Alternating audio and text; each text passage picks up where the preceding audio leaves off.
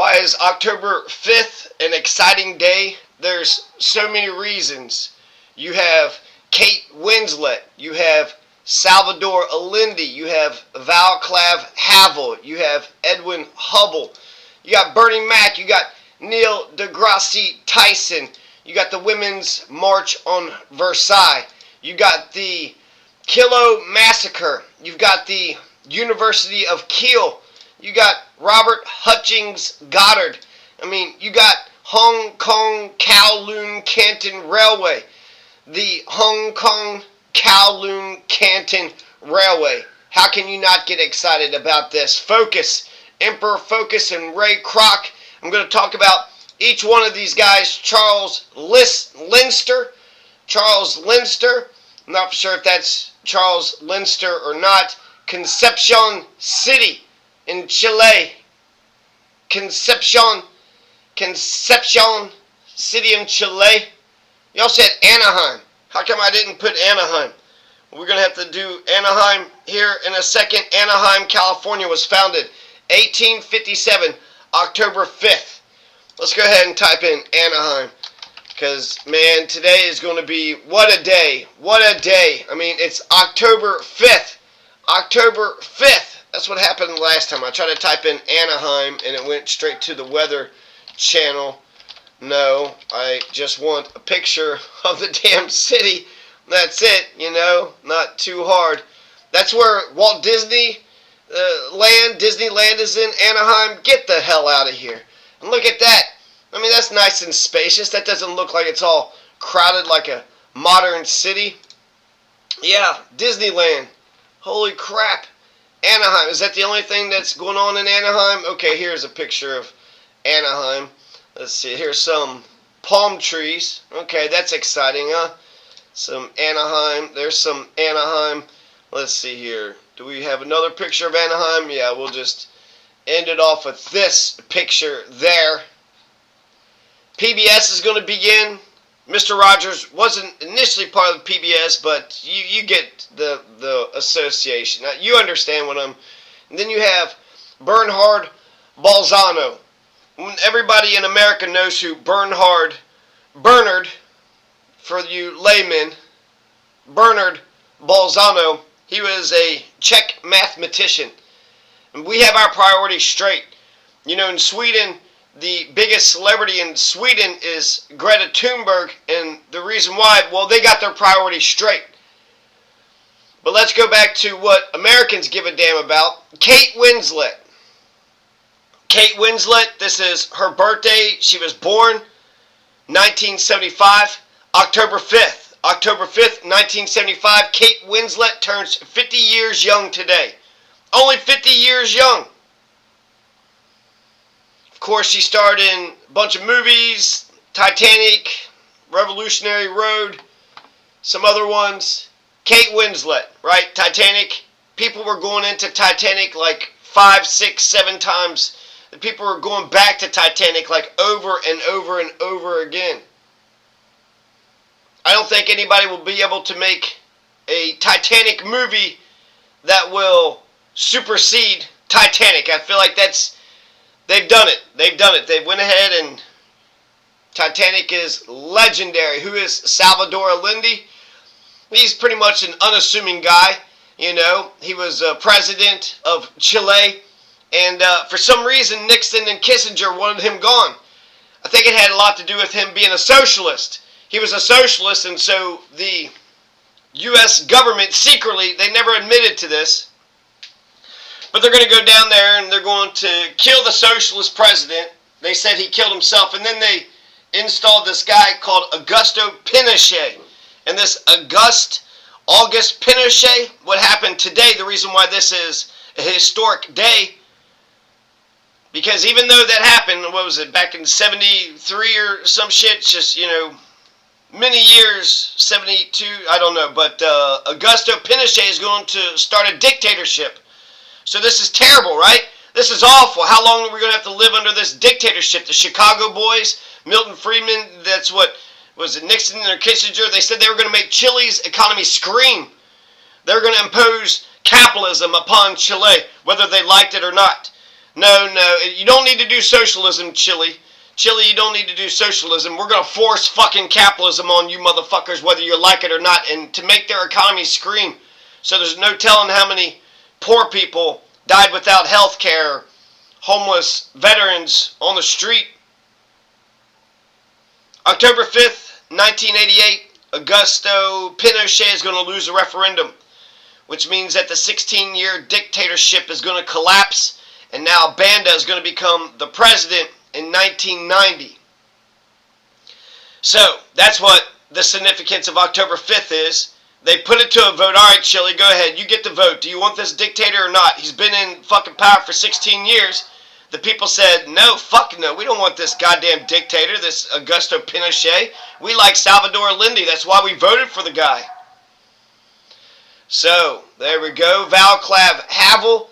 I remember some of the communists went ahead and occupied the Czechoslovakia Republic after World War II, and so they're under a communist dictatorship. It was, authoritarian communism, and then Václav Havel, students demonstration, eventually they're going to, lead to freedom. So he's a revolutionary. Václav Havel is a revolutionary. For the Czechs, for the Czech Republic, that's Bohemia. That's the Czech lands. That's the Sudeten lands that Hitler was taking. Bohemia, that was the homeland for the Holy Roman Empire. Bohemia. So that's what the Czechs are. The Czechs are Bohemians. And that's where that Bernhard Bolzano, that mathematician, he was a Czech also. Famous Czech Bohemian mathematician. And that's why he's an absolute rock star in America. You cannot go anywhere in America without people just talking about Bernhard Bolzano. Oh, I know about Bernhard Bolzano. That motherfucking mathematician. He's a fucking mathematician wizard. So maybe this is, two celebrities from the Czech Republic. Edwin Hubble. Edwin Hubble. This is the guy that the Hubble telescope, the Hubble's satellite telescope is named after. Edwin Hubble, he had discovered the first Cepheid variable star. Was he born today, or was this when he discovered the damn thing? Which is it? Was he born, or that was the discovery? Yeah. So he had discovered it.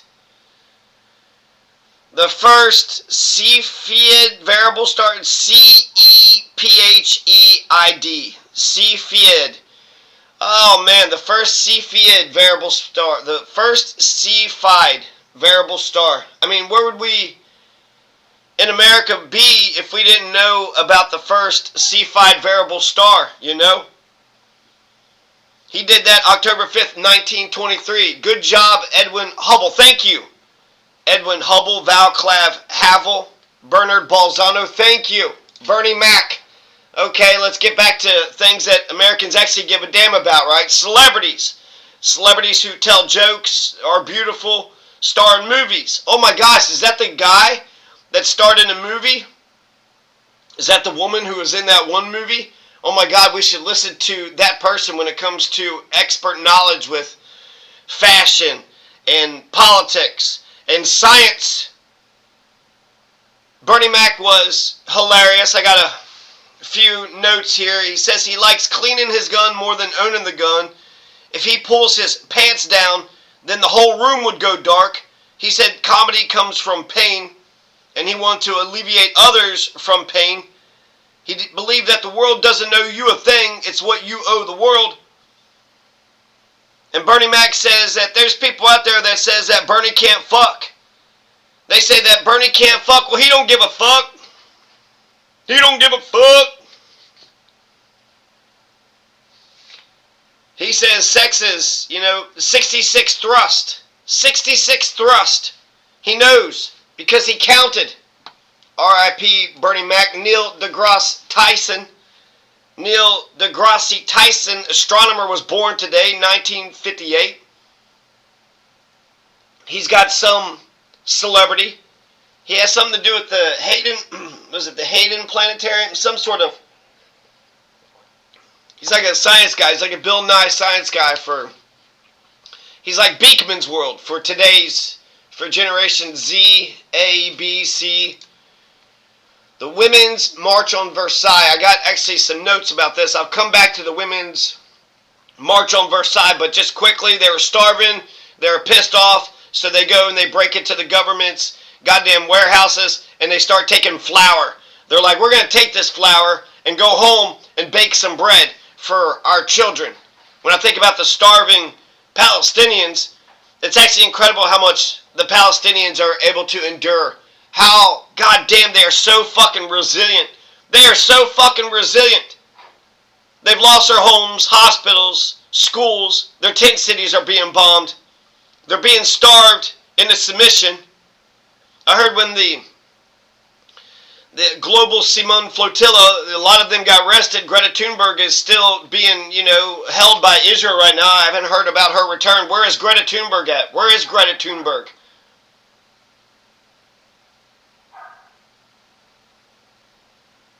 They're just incredible survivors. They're just incredible survivors. But when the flotilla came up and they arrested them while they were being distracted, the Palestinians went out to the ocean and started fishing.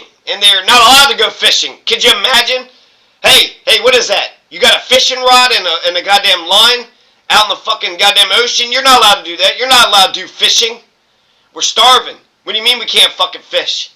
So because of the distraction of the flotilla, that enabled the Palestinians to be able to go fishing. So even if the flotilla did not reach, Gaza and gave the food and provisions that they had for them, which, what the fuck, why would you not allow that? It's not a fucking genocide, right? I know, then how come you're not allowing the goddamn... Alright, we'll talk a little bit more about that in a minute. Now, the Kilo massacre, it's a commemoration, right? I'll just read this little site marker, this historical marker, and they're saying it's the last deprivation, degradation, the last Native American attack in East Texas. The more they talk about it, it gets less and less distinctional. But in East Texas, this is going to happen October 5th. October 5th, 1838. So this happened before the Civil War. But what this historical marker says, it says, in this area, on October 5th, 1838, the Wood, Kilo, and Williams families, all relatives, were going to the fields. They were gathering crops grown in spite of Indian raids. Indian, that's racist. Here, less than a year, the settlers usually carried guns to the fields, but this afternoon were unarmed. Attacked suddenly, 18 pioneers were either killed or captured, never to be heard of again. 8 horseback riders escaped. The wives of Dr. Isaac Kilo Sr., Isaac Jr., and Samuel Kilo fled on foot, carrying a baby. So 3 wives were able to run away. 8 horseback riders. So you had, 3 people, 11 people that survived and a baby. So 12 people survived. On their 3rd day of hiding, the 3 wives and the baby were helped by a friendly Indian. A friendly Indian saved them. So, they want to try to make the brown man, the Native American man, maybe the Amerindian, they're going to try to allow him to. Samuel Kilo fled on foot carrying a baby. On their 3rd day of hiding, a friendly Indian saved them. So a Native American saved them. A Native American had saved them as well, right? I mean, I'm sure that's just the similar for Caucasians, Europeans. If you're a Native American, you're being attacked by some Caucasians. You can't just blame all Caucasia, right? They're just like all groups of people. There's good and bad in all groups of people. So they said this is the largest Indian atrocity in East Texas. Bodies of the victims who were found were buried here. So they established this historical marker in 1965. So that's kind of incredible too. You got the history of the thing, then you got the history of the historical marker. And the historical marker came in, this happened in 1838, and then the historical marker was 1965, over 100 years afterwards. 1838, the University of Kiel. This is, was it Germany? That was found October 5th, 1665. 1665. I mean, that's when you had, what was that, the Salem witch trials, right? That was back when the Pequot and the Pilgrims and the turkey dinners and the Plymouth Bay Colony, Massachusetts and Connecticut and Providence plantations, right? That's when all that was happening. 1600s was also the English Civil War. So what was happening in America and in England was just a bunch of chaos, but in Germany they went ahead and founded the University of Kiel, which that's how I'm pronouncing it, Kiel, Kiel. And here's a picture of the University of Kiel. Wouldn't that be nice? I mean, just you get to go in there and you read some books and then go out for this nice little swim. They got a moat. They got a moat around the library because, they got their priorities straight too. Here's a big, what is this, an apartment complex? Is this a huge dormitory? What's crazy about these big-ass apartment complexes? It would suck if everybody in the apartment complex had to, go in and out for all their needs. I feel like when you have, 30 floors, wouldn't there be one floor just full of businesses? And you probably could have just kitchens, right? Just people could just open up, put a little sign outside their door and just say, we're a taco center or something. And you could go ahead and get something to eat. And you would never have to leave the building. You would never have to leave the building if they had, a whole bunch of businesses that you could go shop at right there in the building. Because it just seems crazy that everybody in this building would have to take the elevator up and down, and then, do they all have cars too? Just the parking lot for all that. My God, imagine the parking lot. So that's the University of Kiel. Here we have Robert Hutchings Goddard. And I don't even need to tell Americans who Robert Hutchings Goddard is. He was born 1882, October 5th, 1882. He's the father of liquid fuel rocketry. Liquid fuel rocketry. The Goddard Space Center is named after Robert Hutchings Goddard. He was born October 5th, 1882. So you got, Kate Winslet, who was born, Bernard Balzano, Neil deGrasse Tyson, and Robert Hutchings Goddard. The Goddard Space Center? Oh, come on. You know what I'm talking about. Why is the Hong Kong Kowloon Canton Railway important? Because you're connecting you're connecting the mainland to China, right? So now Hong Kong can go to China. China can go to Hong Kong by railway. And then it was sold, and then it was updated, and then there's a famous clock tower that's part of the original thing. But they've updated the thing, right? So, now they have all the infrastructures in place. All they got to do is just, clean it up a bit, and then maybe get some bullet trains. Wouldn't that be smart, to get themselves some bullet trains? That's if you care about transportation. People have to work, people have to shop, people have to go, to their education, work, job, site to consume. They got to, entertainment, the theater. People got to go places. Why not get people to go places super fast? It's just smart. You need transportation, Emperor Focus. Oh, man. Emperor Focus. This is an example. He's going to get assassinated. He's going to get killed. He was an emperor for 8 years, but he had deposed the last emperor. So he deposed of the last emperor and then got deposed himself. That's the problem with when it comes to how the ancient regimes before elections came around, essentially the person who killed the king became the king. I just read a thing about Wang Ming. After Wang Ming was killed, you had about 10 to 20 men who were fighting over who killed him, because the person who killed the king gets to become the king.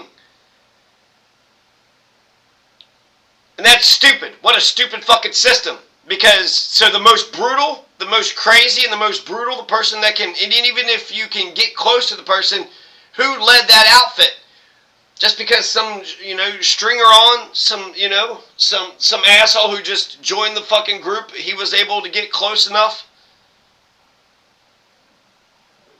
Now he gets to become the king. It wasn't the captain of the group, but it was the guy that was just the the comic relief. Now the clown, that's a stupid system. That's a stupid system. That's almost as dumb as hereditary succession. Who should rule my kingdom? Well, the king had a son who was spoiled and stuck up and eating a whole bunch of caviar and caterpillar larvae and whatever crap the wealthy eat. Maybe he should be the king. Why would you say that? You think it's like in their blood or something?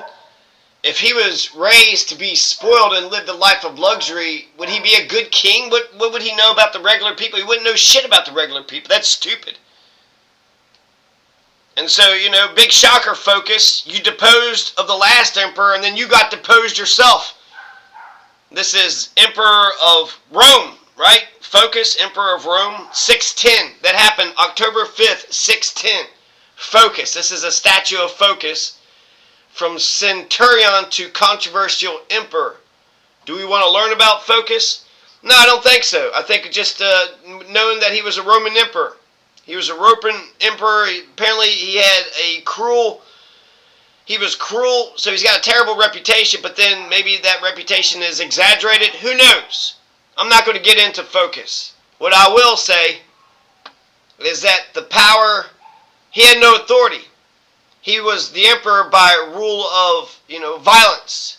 And since he got power through violence, then he could be deposed of by violence. Ray Kroc. Who's Ray Kroc? Everybody knows Ray Kroc, the founder of McDonald's. Ray Kroc, he had said a bunch of actually quotable quotes, if I can remember one of them. But that damn Ray Kroc, that damned Ray Kroc. I watched the movie. The movie was pretty good. Founder. There's a movie with the Batman guy. Batman was there, Michael Keaton. And so Ray Kroc, he went ahead and bought out these McDonald's. There's these two guys, just two brothers. Their last name was McDonald's, and they were just selling hamburgers. And then eventually he came and then signed some agreement or some franchise, some sort of deal. And then, long story short, the McDonald's are like, you didn't just buy our name, did you? And the Ray Kroc was like, didn't I? Ray Kroc, man. Raymond Kroc III.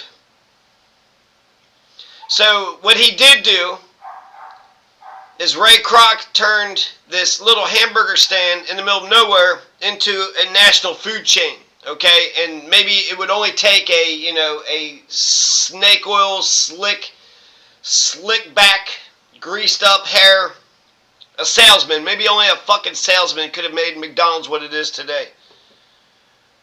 Because sure, the two brothers had a nice concept and they're making a decent little living, running their little restaurant out of the middle of nowhere. But you can multiply your earnings the more stores that you have all across the United States. And now McDonald's is the standard bearer. Not only for the food and the service, but also jobs and shit. So Ray Kroc, that's something Ray Kroc was about. Even though he took an original idea, they went ahead and made it carbon copy to where just automatons, right? So anybody could just go in and flip burgers. So, Ray Kroc, he was born today, October 5th, 1902.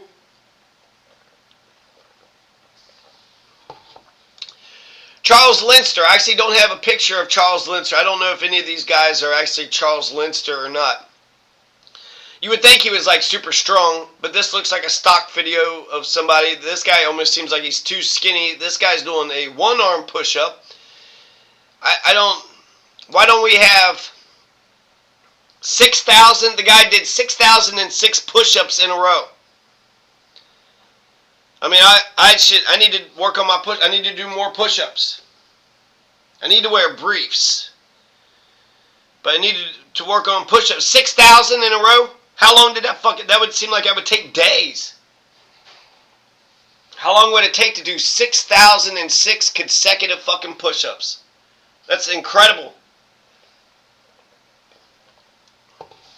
And then I read a meme somewhere that said that this guy, Minoru Yoshida broke the record with 10,507 push-ups. Like, what? And he's held the record for 40 years. So we're going to take it away from Charles Lindster. October 5th, 1965. He's like, man, I just did 6,006 consecutive push-ups. And that's like amazing, right? That's incredible. And then this asshole does 10,507. And people are like, who the hell is Charles Lindster? Who gives a shit? Let's not write any articles. Let's not even post a damn picture on him on the internet. Fuck Charles Lindster. He's no Minoru Yoshida. He's no Minoru. And that's just a meme. I don't even know if that's true or not. Concepcion City. This is exciting, actually, because when I think of really a lot of other nations in the world, it's kind of how I thought about Eastern Kentucky. You hear so many stories about them, and then even though we have McDonald's, so what the fuck? Is that what makes us civilized? We got, elections and a moderate amount of wealth. Well, we got McDonald's, so we're fucking civilized. I just always imagine, I guess, second and third world countries being, not as developed, but this is Concepcion City. I mean, Chile, look at all this. I wouldn't say skyscrapers, but they got some high-rise buildings. A lot of high-rise, was that industrial, business, residential? And that's not the only thing that's going on in Concepcion City. What was Concepcion City? What happened October 5th? They were founded, and get this, in 1550.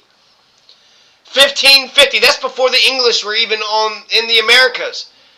The Native Americans were here for 14,000 years. The English didn't get around, to being here till 1609, 1619, somewhere around there, 1607, Jamestown. So 1550. Concepcion City was founded in Chile in 1550, October 5th. And now look at it today. Concepcion City. I mean, they got these gorgeous buildings. I mean, I like that. That's, with all the different colors. Happy colors, bright, happy colors. They got a nice downtown. They got interstate systems. They got, look at the housing on the, is that on the edge? I'm not sure. Looks a little congested. It's like, oh my God, there's too many people in Concepcion City. There's just too many people in Concepcion City. But they got it going on. They got some shit happening, The Doolin-Dalton gang are going to get gunned down. This is Bill Doolin. Bill Doolin, he's had better days. He's had better days. He wanted to be the emperor. And so he thought he could just go around robbing anybody and everybody that they wanted to. This is an incredible story coming out of Coffeyville, Kansas. October 5th, 1892. If we live in a crime-ridden society, we need to have brigades of citizens, good citizen brigades, people that go around doing God's work. You had these robbers, and so these hardwood store owners, I don't even know who the hero of the story is.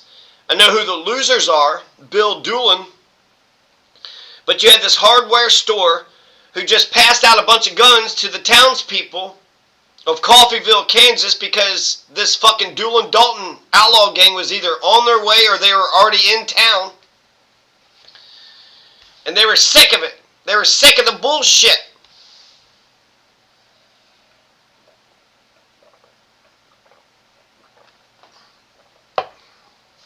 So they shot him. The townspeople rose up and shot and killed the Dalton-Doolin gang. And so now this is who they are. And I don't even know, they're handcuffed? Why they got their wrist bound? It's kind of crazy, actually, how they took pictures of these, dead folks. It's like, how long can you? But if you want to prove, that, did you get them? Well, I heard that they got them. No, there's Bill Powers, Tom Evans, Bob Dalton's right there, Grat Dalton, and Dick Broadwell, Texas Jack. Good old Texas Jack, Dick Broadwell, Grat Dalton, Bob Dalton. He almost looks like he's smiling a little bit. He's got a little bit of a smirk there. This guy did not look like he went peacefully. So the Dalton Doolin gang, they were going to rob Coffeyville, Kansas, but the people of Coffeyville, Kansas said, "Not today, you sons of bitches. Not today." And so there's one picture here I want to show where they hold the guy up. They hold the guy up and they're like, "See? Look, Ma. Look what I caught. You went hunting and you caught the Dalton Doolin gang?" Mm-hmm.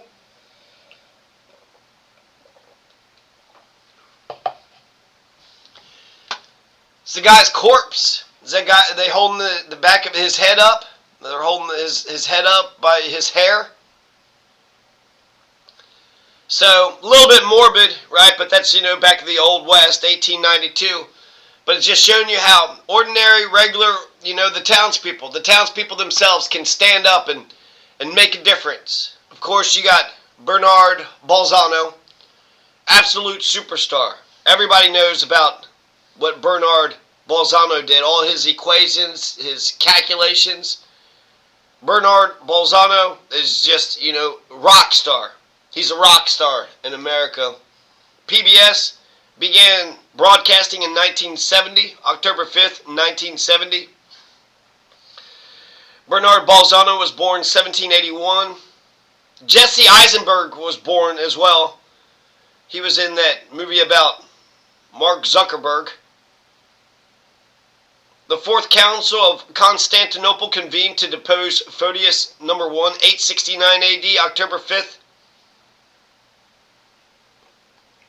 Anaheim, California. We already saw some pictures of Anaheim. Let's go back to the Women's March of Versailles. And we're going to end it off with the Women's March on Versailles. This is France. This is the French Revolution. The French saw what was happening in America. America had a revolution. It's called the Revolutionary Era for a reason. Every country in the world has constitutions, bills of rights, 3 branches of government. Every country in the world. Except for, you know, a handful. But like, there's 200 countries. 90% of the countries do what America did back in the 1700s. It's actually incredible. Somebody wants to make fun of the idea of revolution. I just saw like some capitalist fucking products. There's PB Blaster was talking about the revolutionary new technology that PB Blaster is using. So if capitalist corporate products can brag about their revolutionary products, why would anybody be? Revolution is really just a circle, right? We were born in revolution. Look at your money. Every face on all of our money are revolutionaries. Ben Franklin, Alexander Hamilton, George Washington, Abraham Lincoln. And also, that goddamn fucking dickhead. I can't get past the Trail of Tears. Andrew Jackson. He was revolutionary in a sense as well. He took on the big banks. I want to say he turned the Senate into elections. He was kind of like the white people's, the regular yeomen, the peasants. He was the white peasants, the champion of the white peasants. And in some respects, every presidential election is a soft revolution. It's a change of power.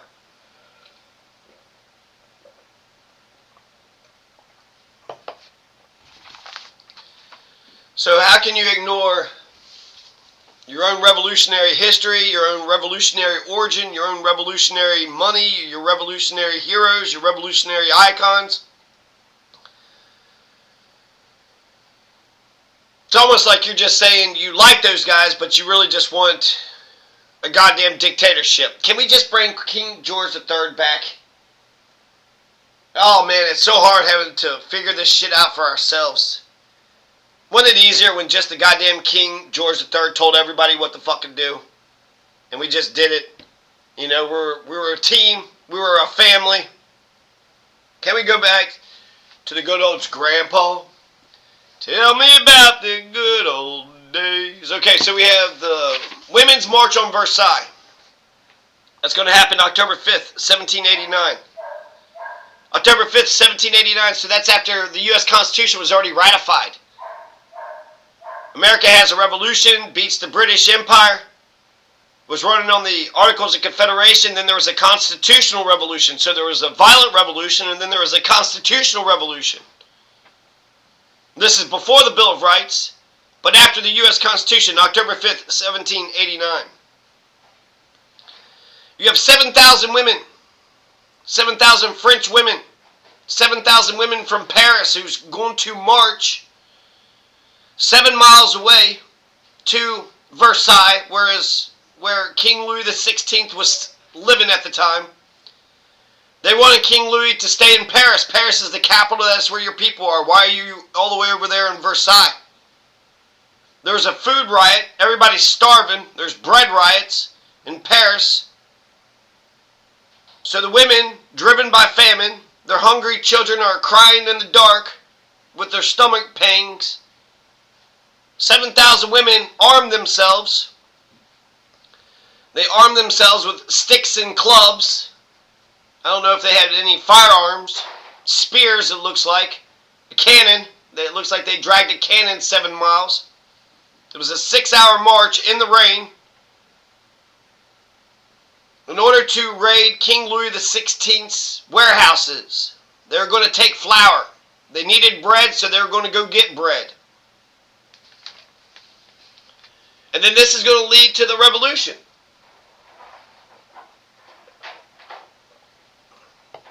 So the Women's March, talk about solidarity. Talk about women being in control. It's like, okay, we women will just go ahead and get our own bread. If you men don't want to do it, we'll do it.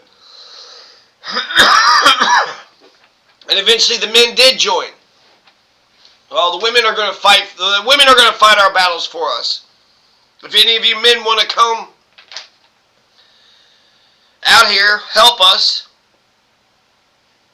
The Marquis de Lafayette, excuse me, the Marquis de Lafayette is going to bring his troops.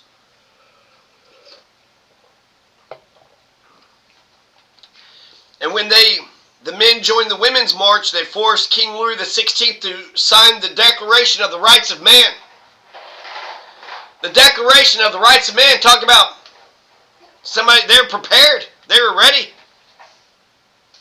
Here's a couple of the rights of man. Men are born and remain free and equal in rights. Social distinctions may be founded only upon the general good. They say men, and I could read it two different ways, either mankind, humankind, or just the men. Men's, single syllable. But people are born and remain free and equal in rights. Social distinctions may be founded only upon the general good. That's Article 1. Article 2. The goal of any political association is the conservation of the natural and imprescriptible rights of man. These rights are liberty, property, safety, and resistance against oppression. Resistance against oppression. Liberty, property, safety, resistance against oppression. That's like the inalienable rights, right? Life, liberty, pursuit of happiness. Article 3, the principle of any sovereignty rests essentially in the natiori. Nobody, no individual may exercise any authority which does not proceed directly from the nation. Oh, sorry, the nation. I said the natiori. That's an N. It's not an R.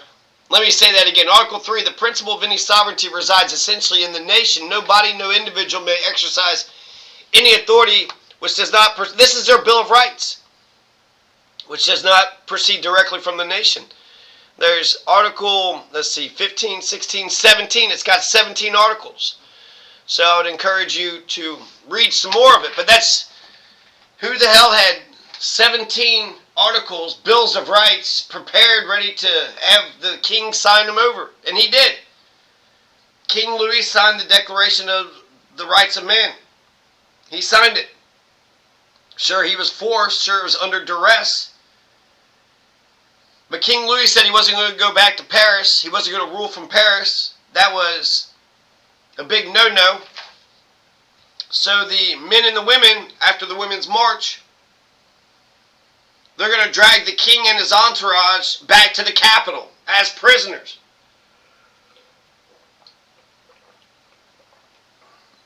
So women being starving and hungry, wanting to feed their kids, stepping up, is going to lead to the whole country changing for the better. Revolutionary. When something is revolutionary, that means it changes everything, and that change is ultimately good. Let them eat cake? No, we need to eat bread. And we need to eat bread every goddamn day. Let them eat cake. Apparently she never said that, but that just kind of captures her cold callousness. And then they're going to get rid of the ancient regime. The clergy and the nobles, the first and second class citizens, the third class citizens, the third estate, the people, 97% of the population, they were being taxed too high. There wasn't any jobs, trade was down, they were being taxed for all these pointless foreign wars. So the 97%, I mean, the French Revolution was America's revolution, but we're not going to back France, we're not going to help them out. And then you have the Haitian Revolution. So America inspired these revolutions. We should have helped France. We should have supported France. We should have helped France. But instead we're going to kiss England's ass, and then they're going to come back and burn down our White House in the War of 1812. So there you go. October 5th, 1789. That's the Women's March on Versailles. They were hungry. There was a food riot. They needed some bread. There was a woman who was beating a drum. People started gathering. When the mob of women gathered, they got the church to toll its bells, for whom the bell tolls. So they're beating drums, the church bells are ringing, and then they march 7 miles, 6-hour march in the rain to Versailles. They're outside the palace gates, and they huddled outside the palace gates all night with bonfires until they got their demands met. So, yeah, that's French Revolution. So, merry French Revolution Day in some respects, huh? France did exactly what America did, and then we turned our backs on them, and then France had to fight all the kings and queens of Europe. They were surrounded by enemies all over the fucking place.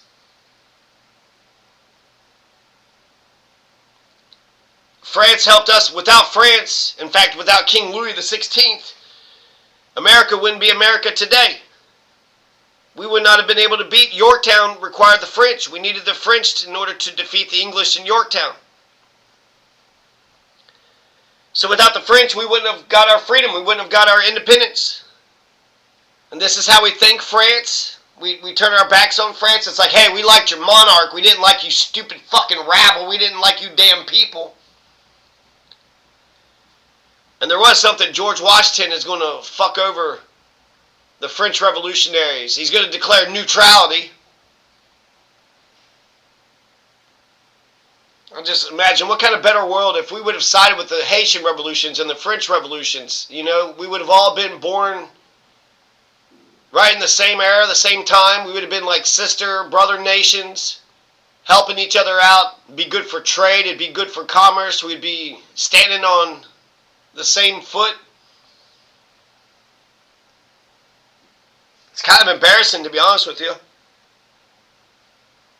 It's like, hey, we deserve freedom. Okay, let's have a revolution. There, we got our freedom.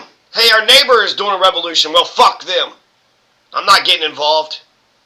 But they helped us with ours. I don't give a damn. But without them, we wouldn't have got ours. It doesn't fucking matter. Why are you so against your neighbor? Because fuck them. Jesus says, always ignore your neighbor. Don't go through the little gates. You don't judge a tree by its fruit. Jesus was against the Good Samaritan. If I help them, what will happen to me? I'm not going to think, if I don't help them, what will happen to them? I'm not going to think like that. That's backwards thinking. I think about me, my own. Me and mine, and that's it. Me and my family, maybe my community. I don't even want to go that far. Not even really family. Me and my friends. Nah, me, myself, and I. That's very individualistic and selfish of you. I know. Hey, look, he who is without sin cast the first stone. He without sin cast the first stone. What are you talking about at this point? I don't know. I'm getting kind of switching the... I'm losing the plot! French Revolution, Women's March on Versailles. Merry October 5th, everybody. Merry October 5th, everybody. What a day October 5th is going to be. What a fucking day.